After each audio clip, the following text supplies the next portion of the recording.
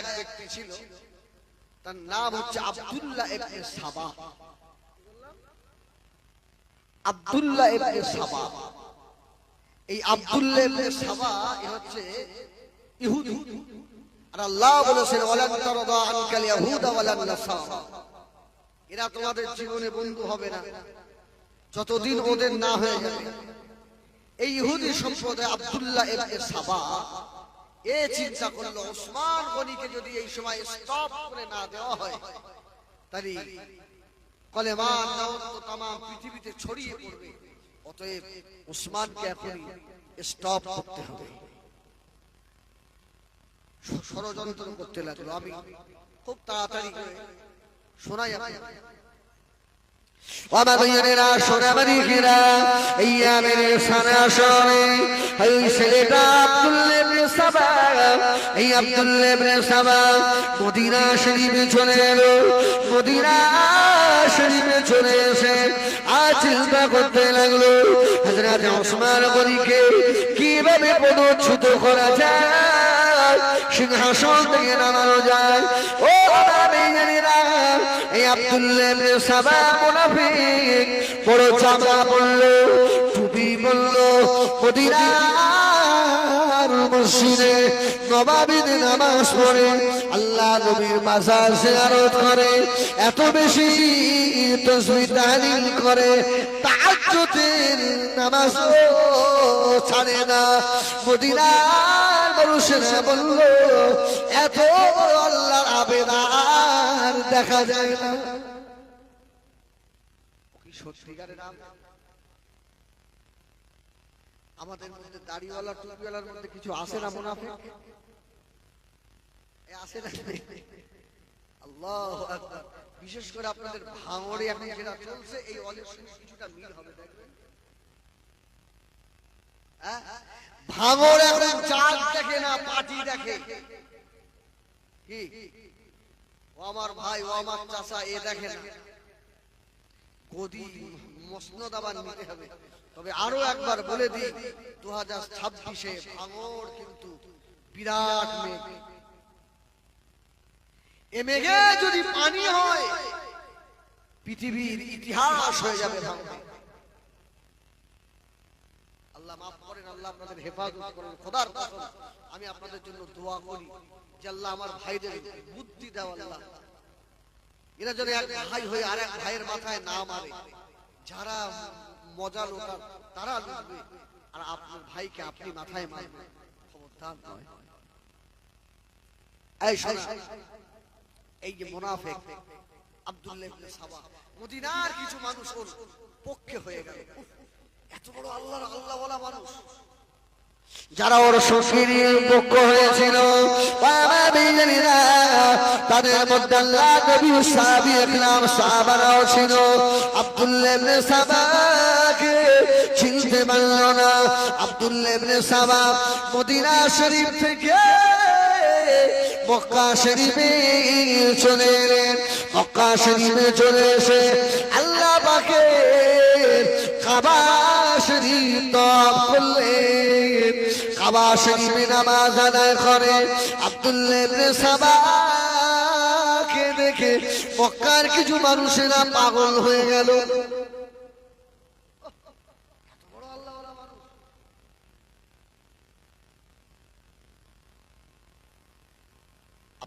এই কথাটা উসমান গনির কানে পৌঁছে গেছে। সুবহানাল্লাহ বলেন। এই খলিফাতুল মুসলিমিন হযরত ওসমান, আমাদের দেশে একজন মানুষ এসেছে, এত বড় আবেগ, সব সময় আল্লাহর ইবাদতে থাকে। ওসমান বলল তাই? মানুষটা খুব বড় আবেগ। বলল হ্যাঁ। একদিন এই আব্দুল্লাহ ইবনে সাবা উসমান হুজুরের সঙ্গে দেখা করতে গেছে। সুবহানাল্লাহ বলেন। এখন সকলের চোখ তো এক নয়।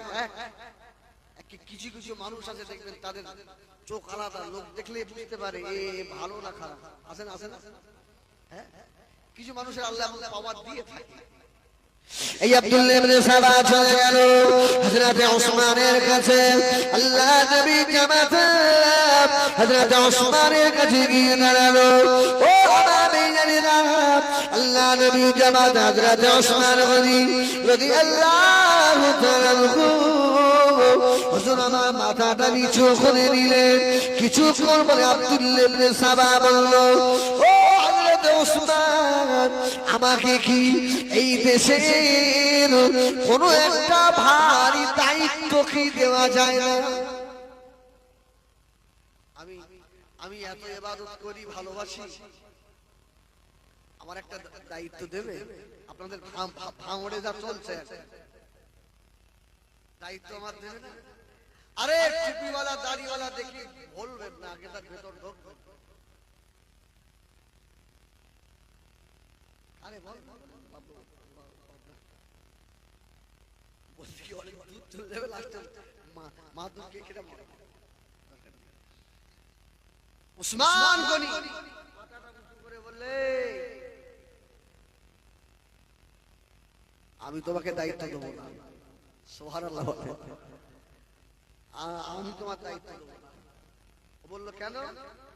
বলছে না, তোমার মুখের ভাব ভালো, হ্যাঁ, তোমাকে দেখে সত্যিকারের আবেদ বলে আমার মনে হচ্ছে না, তোমার মধ্যে জাল চুরি কিছু আছে। আব্দুল্লাহ ইবনে সাবার মাথা গরম হয়ে গেল, আমাকে দায়িত্ব দিল না।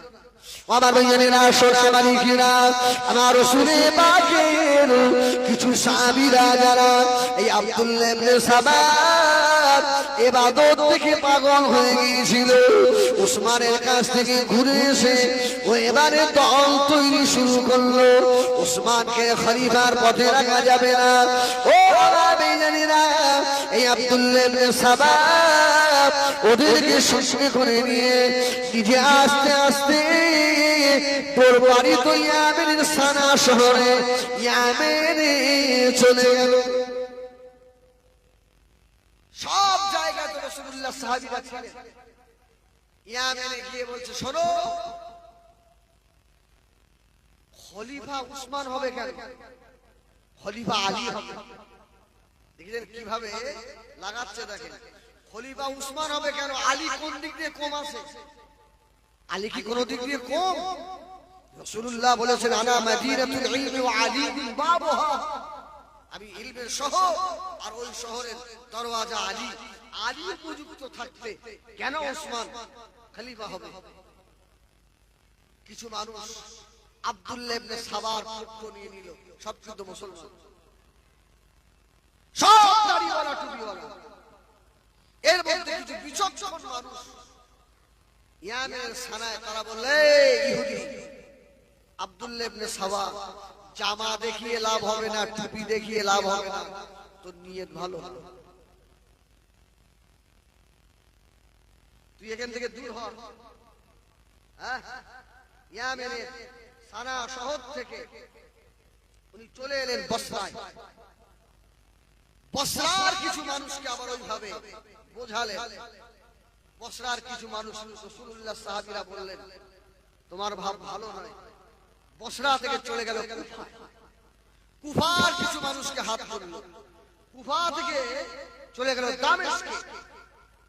দামেস্কের কিছু মানুষকে বলল, তারপর চলে গেল মিশরে। মিশরে গিয়ে বড় দল একটা বানিয়ে আবার চলে এলেন মদিনায়। কিভাবে?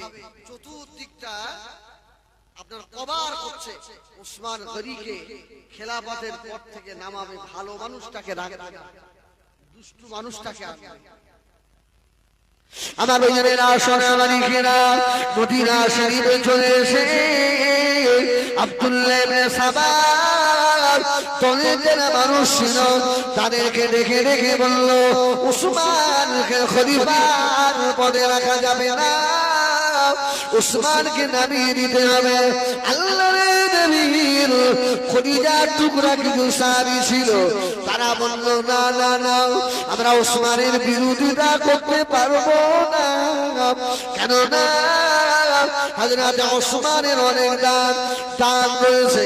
মদিনা মসজিদে নববীর জায়গা ওসমানের দেওয়া। বীরের তাকওয়া ওসমানের দেওয়া। ওই সময় আব্দুল্লাহ ইবনে সাবা শয়তান আরেকটা মন্ত্র ফিট করলো। ওরা বলল না, এই যে দানগুলো ওসমান করে, ওসমানের টাকা নয়।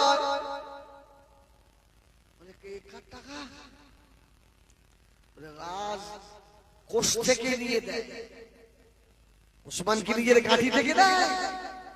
কিরকম চাল চালছে দেখেন, টুপি আছে না নেই? হ্যাঁ, সব ঠিক আছে, চাল চলে দিল। এই ওসমানকে কে বলবে যে তোমাকে খেলাফতে রাখা হবে না? জুম্মার দিন হবে, জুম্মার দিন। হযরত আল্লাহ নবী সানি হযরত ওসমান গনি রাদিয়াল্লাহু তাআলা আনহু হুজুর আমার জুমার নামাজের ইমামতি করছেন, হুজুর আমার খুতবা পড়ছেন। এমন সময় মদিনা মসজিদে নববী শরীফে কিছু আব্দুল্লাহ ইবনে সাবার ভক্তরা দাঁড়িয়ে উঠে বলল, এ ওসমান, তোমার খেলাফতে আমরা মানি না, তোমাকে আমরা চাই না। হযরত ওসমান বলল, বাবা আমি কি অপরাধ করেছি বাবা? আমার অন্যায়টা কোথায় বাবা? ও আমার বেজানেরা বিভিন্ন রকম দোষ দেখালো। কোন কোন ঐতিহাসিক লিখেছে হযরত ওসমান গনি এই কথাটা শোনার পরে হুজুর আমার মদিনা মসজিদে নববী শরীফে খুতবা হাতে নিয়ে বেহুশ হয়ে পড়ে গিয়েছিল। আয় আল্লাহ, আমি ওসমান তৈরির ক্ষতি করি না আল্লাহ। মুনাফিক আব্দুল্লাহ ইবনে সাবা এই সর্বনাশ করে দিল। হযরত ওসমান মদিনা মসজিদে নববী শরীফে বেহুশ হয়ে পড়ে গেলেন বাবা। ও সোনা মানিকেরা, হুজুরকে ধরাধরি করে বাড়িতে আনা হলো। হযরত ওসমান রাদিয়াল্লাহু তাআলা বাড়ি থেকে ওরা ঘেরাও করে ফেলল। মদিনা মসজিদে নববী শরীফে আযান শুরু হয়ে গেল। আল্লাহ নবীর মসজিদে আযান হচ্ছে। হযরত ওসমান মদিনা মসজিদে নববীতে যাবেন নামাজ আদায় করতে বাবা। হুজুর আমার উঠে দেখে বাড়ির চতুর্পাশে সব ঘিরে ফেলেছে। কি ব্যাপার? বলতে যাওয়া হবে না, আর বাড়ি থেকে বার হতে দেওয়া হবে না। হযরত ওসমানের খলিজা ফেটে যেতে লাগলো। হযরত ওসমান গনি রাদিয়াল্লাহু তাআলা আস্তে আস্তে ঘরের ছাদের উপরে উঠে গিয়ে বলতে লাগলেন, এ মদিনার মানুষেরা, এ আব্দুল্লাহ ইবনে সাবার লোকেরা, আজকে মদিনার মসজিদে নববী শরীফে আযান হবে। আমি ওসমান জামাতে হাজির হতে পারবো না, তোমরা আমাকে ছেড়ে দাও, আমি মদিনার মসজিদে নববীতে নামাজ আদায় করে আসি। হুজুরকে যেতে দেবে না। ওই সময় ওসমান গনি চিল্লে বলেছিলেন, এ মদিনার সাহাবীরা, তোমরা কি সেই দিনের কথা ভুলে গিয়েছো? নবী আমার যেদিন এই জায়গাটা কেনার কথা বলেছিল, আমি ওসমান আর যতটা টাকা লাগে আমি দিয়েছিলাম, আমাকে যেতে দিচ্ছ না বাবা। হুজুরের বাড়িতে খাবার পানি বন্ধ করে দিল।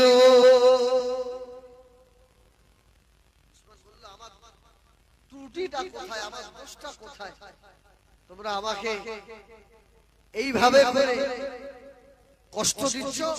একদিন দুদিন নয়, 40 দিন হযরত ওসমানের বাড়িতে পানি খাওয়ার যাওয়া সব বন্ধ করে দিয়েছে। পানি পিপাসায় হুজুরের কলিজা ফেটে যাচ্ছে। আমরা শুধু জানি ইমাম হুসাইন আহলে বায়াতেরা ফোরাতের পানি পায়নি, তার থেকে ওসমানের শাহাদাতটা কম নয়। হযরত ওসমান গনি রাদিয়াল্লাহু তাআলা বাড়িতে বসে বসে নামাজ আদায় করেন। ও বাবারা, আর একটা রিওয়ায়াতে আছে হযরত ওসমান রাদিয়াল্লাহু তাআলা যখন খলিফা হয়েছিলেন, হযরত ওসমান গনি এক একজনকে এক একটা দায়িত্ব দিয়েছিলেন।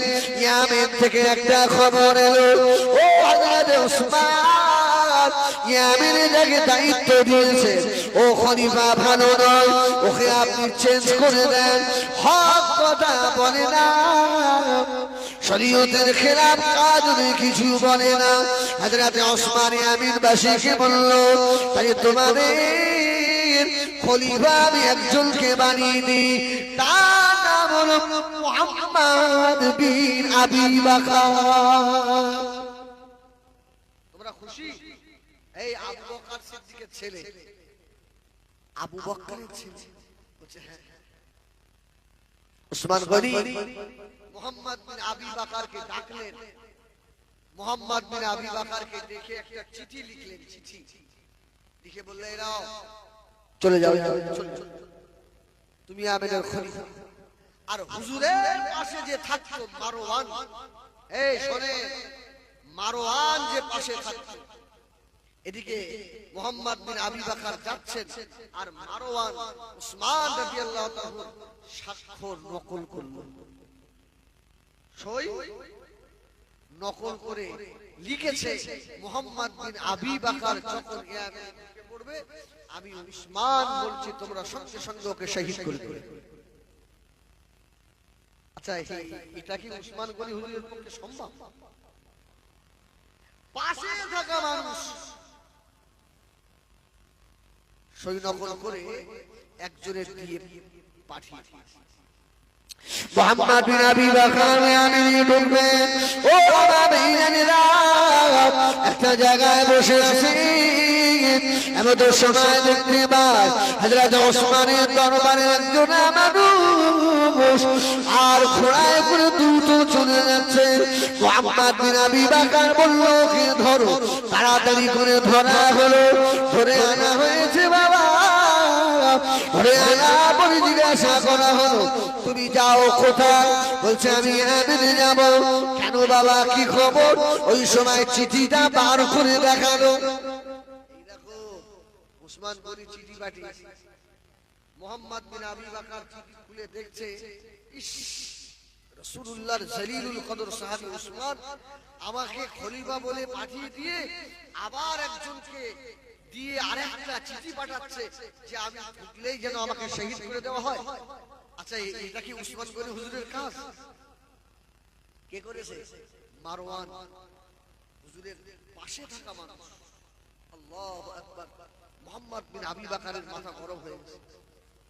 এই ইয়ামেনে আজ যাব না, চলো এই বিচার দেব হযরত আলীর কাছে। ওসমান এত বড় নেমো খারাপ কি করে হয়ে গেল? ওসমান গনি হুজুর কিছুই জানেন না, ভালো মানুষ। মুহাম্মদ বিন আবি বকর চিঠিটা নিয়ে চলে এলো। ও হযরত আলী, এই দেখেন ওসমান এত বড় নেমো খারাপ। ও হযরত আলী বলেছিলেন, এ মুহাম্মদ, খবরদার কথা বলবি না, আমার ওসমানের মতো ভালো মানুষ আর পাওয়া যায় না, কারোর জীবনে ব্যথা দেয় না। মুহাম্মদ বিন আবি বকর বললেন, তাহলে আমাকে চিঠি দিয়ে আবার কেন এই চিঠি পাঠিয়ে যে আমাকে শহীদ করে দেবে? হযরত আলী বললেন, ভালো করে খবর নিয়ে দেখো, এই চিঠি আমার ভাই ওসমান লিখতে পারে না। সুবহানাল্লাহ, এই চিঠি ওসমানের নয়। ও খবরটা যখন গেছে, চিঠি ওসমান গনি বললেন, আচ্ছা তোমাদের কি মনে হয় আমি কি এইরকম কাজ করতে পারি? মুহাম্মদ বিন আবি বকর বললেন, তাহলে আমাকে একটু পারমিশন দেন, কে এই কাজ করেছে তাকে ধরি। হুজুর তো হাতের লেখা দেখে বুঝতে পেরে গেছে যে আমার পাশে থাকা মানুষটাই করেছে। নাম কি? মারওয়ান। মারওয়ান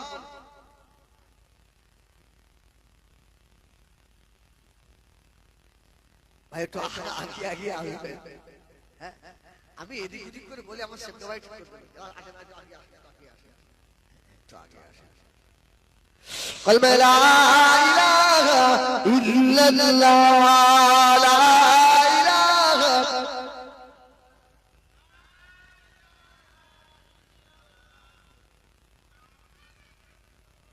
লা ইলাহা ইল্লাল্লাহ, লা ইলাহা ইল্লাল্লাহ, লা ইলাহা ইল্লাল্লাহ মুহাম্মাদুর রাসূলুল্লাহ।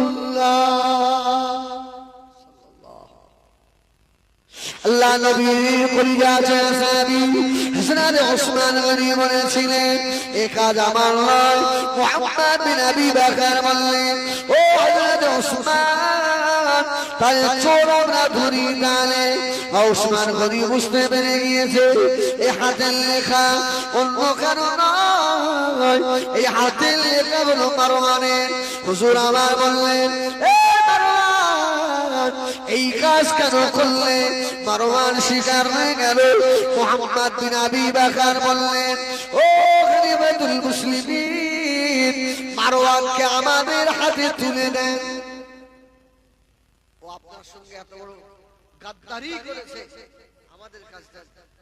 ওসমান বলল না, ও হয়তো ভুল করে ফেলেছে, আমি তো বুঝতে পারছি তোদের হাতে দিলেই তোরা ওকে মেরে ফেলবি। সুবহানাল্লাহ বলে। এত ভালো মানুষ পাওয়া যায়? হ্যাঁ আমার খলিফা সুযোগ করার জন্য সে গোপনীয় চিঠি লিখেছে, তাকে ওদের হাতে তুলে দিলে ওরা বিচার করবে। ওসমান বলছে না, ও ভুল করে ফেলেছে, তোদের হাতে দিলে তো তোরা ওকে মেরে দিবি। সুবহানাল্লাহ বলেন, সুবহানাল্লাহ বলেন। এই মানুষটা কি চোর হতে পারে? ওয়ামামেরা সোনা নবীরা হযরত ওসমান রাদিয়াল্লাহু তাআলা যখন দিলেন না ইরাকে গিয়ে এক রিওয়ায়াতে বলা যায় হযরত ওসমানের বাড়ি ঘেরা করলো। ও আমেরা হুজুর আমার পানি পিপাসা ছটফট করে, তোমরা আমাকে একটু পানি দাও, তোমরা আমাকে একটু পানি দাও। কেউ পানি দেয় না। হযরত ওসমান সাদের উপরে গিয়ে চিল্লায়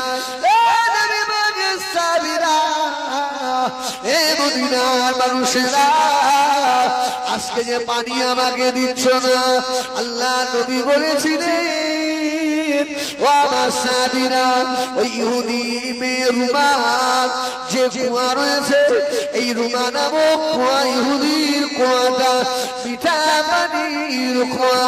এই কুয়াটা যদি কেউ কিনে নিয়ে আল্লাহর রাস্তায় মুসলমানদের জন্য ওয়াকফ করে দেয়, দান করে দেয়, আল্লাহ তাকে বিনা হিসাবে জান্নাত দেবে। সুবহানাল্লাহ। ইহুদি মেয়ে রুমা, এই রুমা নামক মেয়ের কুয়ার অর্ধেক অংশ ওসমান গনি কিনে নিলেন। সুবহানাল্লাহ। অর্ধেক কিনে নিলেন। অর্ধেক কিনে নেওয়ার পরে ওসমান গনি বললেন হে মুসলমানেরা, আমি তোমাদের বলছি রুমা নামক মেয়ের সঙ্গে একটা চুক্তি হলো। চুক্তি কি? আপনারা একদিন পানি তুলবেন আর আমরা একদিন পানি তুলব। সুবহানাল্লাহ বলেন। আপনারা একদিন তুলবেন পানি, আমরা একদিন তুলব, করে একসঙ্গে পানি তুলতে গিয়ে ঝামেলা হবে। আর ওসমান গনি বললেন বাবা, আমার যেদিন পানি তোলার পালা পড়বে তোমরা বেশি বেশি পানি তুলে দেবে। সুবহানাল্লাহ। দ্বিতীয় দিন যেন তোমাদের পানির জন্য ছুটতে না হয়। বলে হুজুর ঠিক আছে। সুন্দর সব পানি তুলে নেয়, কিন্তু ইহুদি রুমা দেখলো উসমানকে অর্ধেক বিক্রি করে আমার লস হয়। কেন? ওরা এত বেশি পানি তুলে নেয়, আমার পানি আর বিক্রি হয় না। সুবহানাল্লাহ, সুবহানাল্লাহ। একদিন উসমান গনি হুজুরকে দেখে বললেন উসমান, আমার তো লস হচ্ছে, তুমি পুরোটাই কিনে নাও। সুবহানাল্লাহ, সুবহানাল্লাহ। এখানে ইখতিলাফ আছে, কোন রিওয়ায়াতে এসেছে ৩২,০০০ দিরহাম দিয়ে ওসমান গনি রুমা নামক ইহুদি মেয়ের যে অর্ধেক ছিল ওটাও নিজে কিনে নিয়েছেন। জোরে বলুন সুবহানাল্লাহ।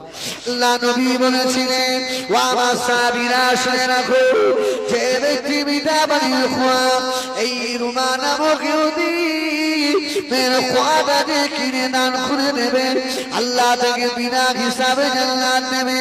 হযরত ওসমান দাঁড়িয়ে বললেন, ইয়া রাসূলুল্লাহ, ইয়া হাবিবাল্লাহ, আমি ওসমান এই খোয়াটা আল্লাহর রাস্তায় মুসলমানদের জন্য ওয়াকফ করে দিলাম,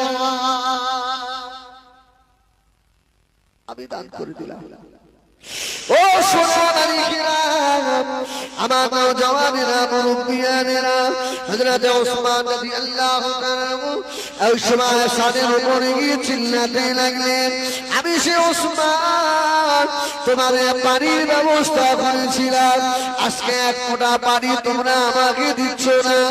ও সোনামানিকেরা, হুজুরের শাহাদাতের আগে দিন রাত্রিরে হযরত ওসমান বলে, আমি ঘুমের উপরে স্বপ্ন দেখতে লাগলাম, নবী আমার স্বপ্ন দেখালেন, আমি ওসমান যেন দেখি আমার ঘরের ছাদ ফুটো হয়ে গিয়েছে। আল্লাহ নবী এসে বললেন, ও বাবাজি ওসমান, চিন্তা করো না, সেহরি করে নাও। জোরে বলুন সুবহানাল্লাহ।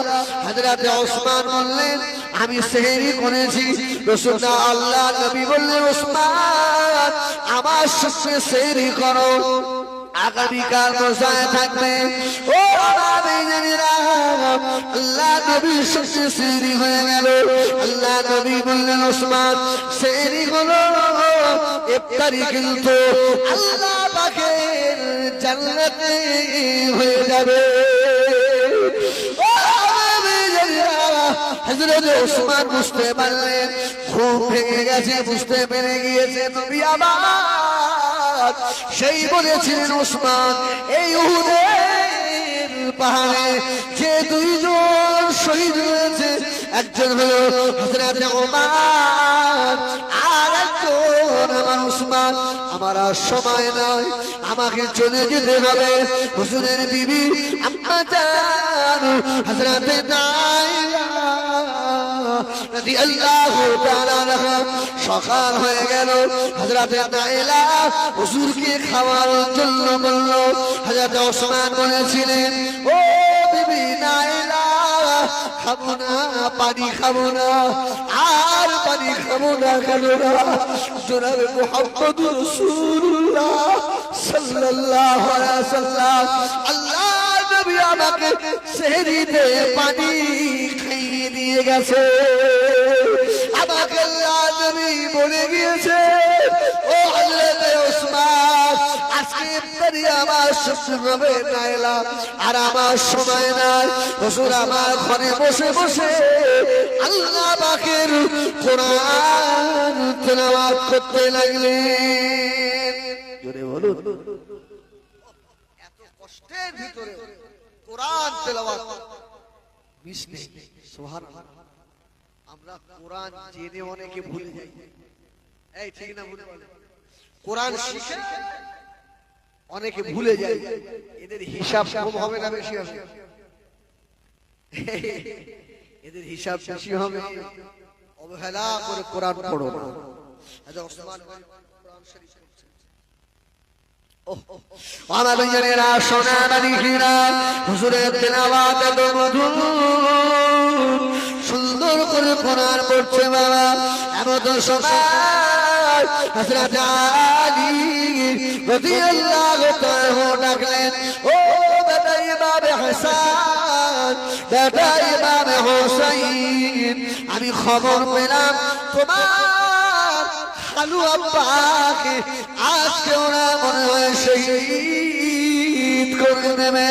তোমরা দুই ভাই গিয়ে তোমার খালু আব্বা হযরত ওসমানের বাড়িতে গিয়ে দাঁড়িয়ে দেখো হযরত ইমাম হাসান ইমাম হুসাইন দুই ভাই গিটে দাঁড়িয়ে রইল সাইয়্যিদা শাবাবে আহলিল জান্নাহ দুই ভাই মুহাম্মদ বিন আবি বকর আবু বকর সিদ্দিকের বেটা হযরত উসমান গনি রাদিয়াল্লাহু তাআলা আনহু ঘরের পাঁচিল দিয়ে পড়ল পাঁচিল লাফ দিয়ে গিয়ে আল্লাহ নবী খদিজা সাহাবী হযরত ওসমান কোরআন পড়ছিলেন হুজুরের দাড়ি মুবারক চেপে ধরেছে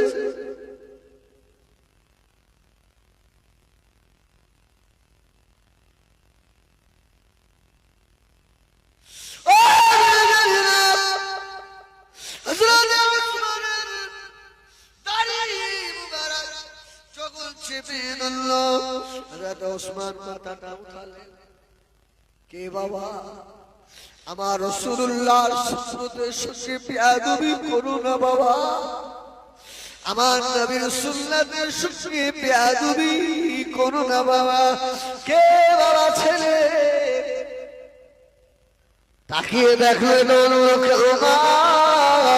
এটা আবু বকর সিদ্দিকের বেটা মুহাম্মদ বিন আবি বকর হযরত ওসমান কোরআন খোলা রয়েছে হযরত ওসমান বলতে লাগলেন এ মুহাম্মদ আজকে আমার নবীর সুন্নতের সঙ্গে বেয়াদবি আমি ওসমান কারো ক্ষতি করি না আমি ওসমান জীবনে কারো মনে ব্যথা দিই না আজকে আমাকে এইভাবে মারবি রে তোর আব্বা হযরত আবু বকর সিদ্দিক রাদিয়াল্লাহু তাআলা যদি হায়াতে জীবিত থাকতেন আমি ওসমানের সঙ্গে বেয়াদবি তোর আব্বা আবু বকর সহ্য করতে পারত না এই আবু বকর সিদ্দিকের ছেলে মুহাম্মদ বিন আবি বকর হুজুরের দাড়ি মুবারক ধরে এত জোরে টান দিয়েছে আল্লাহ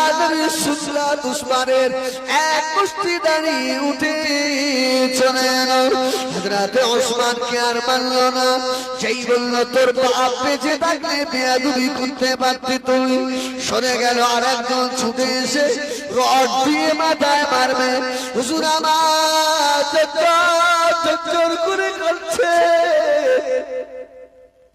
আমি ওসমান তোদের জীবনে ক্ষতি করি না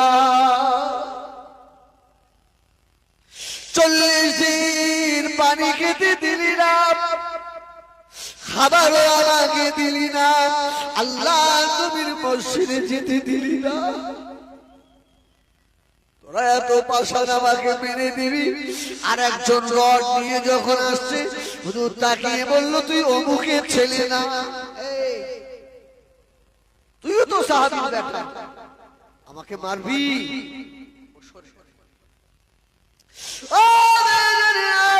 এত কষ্টের ভিতর দিয়ে হযরত ওসমান তেলাওয়াত বন্ধ করে না আবার তেলাওয়াত শুরু করলেন পিছন দিক দিয়ে একজন এসে হুজুরের গর্দানের উপরে তলোয়ার মারবে হুজুরের বিবি নাইলা রাদিয়াল্লাহু তাআলা ছুটে এসে ঠেকাতে গেলেন বেরো না আবার স্বামী ওসমান তোদের কি ক্ষতি করেছে রে এমন ভালো মানুষকে তোরা শহীদ করে দিবি রে হযরত নাইলা হাত দিয়ে ঠেকাতে গেলেন আম্মা জানের হাতে কয়েকটা আঙুল জমিনে পড়ে গেল হযরত ওসমানের গর্দানে খুব লেগে গেল হুজুরের রক্তে বাবা আল্লাহ পাকের কোরআন লাল হয়ে গেল ও শুনে মালিকেরা যারা আল্লাহ দ্বীনের জন্য শহীদ হয়েছে উহুদ বদর খন্দক খায়বারে যত জিহাদ অনুষ্ঠিত হয়েছিল এই জিহাদের ময়দানে সাহাবীরা শহীদ হয়েছে যারা আল্লাহর জন্য শহীদ হয়েছে কোন শহীদের তলোয়ার সাক্ষী দেবে কোন শহীদের অঙ্গ প্রত্যঙ্গ সাক্ষী দেবে কোন শহীদের জমিন সাক্ষী দেবে হযরত ওসমানের শাহাদাতের সাক্ষী আল্লাহ পাক কোরআন দেবে সুবহানাল্লাহ হুজুরের শাহাদাতের সাক্ষী দেবে আল্লাহ কোরআন ওসমান শহীদ হয়েছে বেঈমানদের মুনাফিকদের রাগ কখনো মেটে না হুজুরের লাশটা ঘর থেকে বার হতে দেবে না তখন তারা ঘিরে দাঁড়িয়ে রয়েছে ও আমার জানেরা শামে কারবালা খুঁজে হযরত ওসমান গনির লাশ কয়েকদিন পরে গভীর রাতে হযরত আলী রাদিয়াল্লাহু তাআলা হুজুরকে দাফনের জন্য লাশ বার করে নিয়ে যাচ্ছে এমন সময় ওসমানের মাথাটা ঘরের চৌকাঠে লেগে গেল সেই ওসমান গনি হুজুরে মাথাটা ঘরের চৌকাঠে লেগেছে হযরত আলী চিল্লে উঠলেন ভাই রে আমার ওসমান ভাই ভালো মানুষ তাকে শহীদ করলো আবার তার বার করার সময় তাকে আমি আবার দুঃখ দিলাম তার মাথাটা লেগে গেল হুজুরকে নিয়ে গিয়ে জান্নাতুল বাকি কবরস্থান যেখানে 10,000-এর অধিক সাহাবী রয়েছে সুবহানাল্লাহ বলেন আমার ভাই আসছে নারায়ে তাকবীর জনাব আলহাজ মাওলানা মুফতি সিবগাতুল্লাহ সাহেব সিলসিলায়ে হক মুজাদ্দিদুজ জামান আমার ভাইরা আপনাদের অসুবিধা হচ্ছে আলহামদুলিল্লাহ আমার ভাইয়ের পর থেকে শুরু করব অসুবিধা নেই আপনাদের রাগ নাকি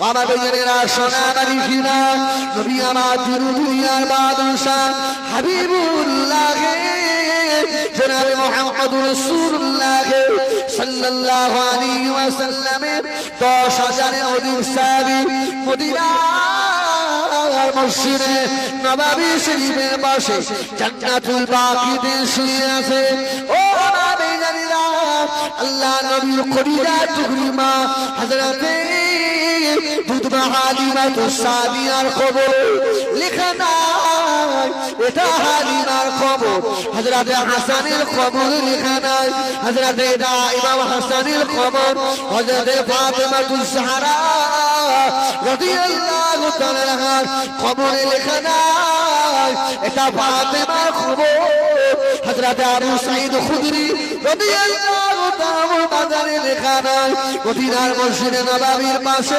জান্নাতুল বাকিয়া কবরস্থানে আল্লাহ চার ইমামের এক ইমাম হযরত ইমাম মালিক শুয়ে আছেন তার খবরেও লেখা নাই হযরত ইমাম জাফর সাদিক রাহমাতুল্লাহ আলাইহি তার খবরেও লেখা নাই মদিনার মসজিদে নববীর পাশে মদিনার কবরস্থান জান্নাতুল বাকিয়া এই কবরস্থানের ভিতরে একটা কবর চিনতে পারবে ওই কবরটা হযরত সাইয়্যিদুশ শুহাদা হযরত উসমান গনি জনে বলুন সুবহানাল্লাহ আর একটু জনে বলুন সুবহানাল্লাহ ও আল্লাহ আপনাদের আমার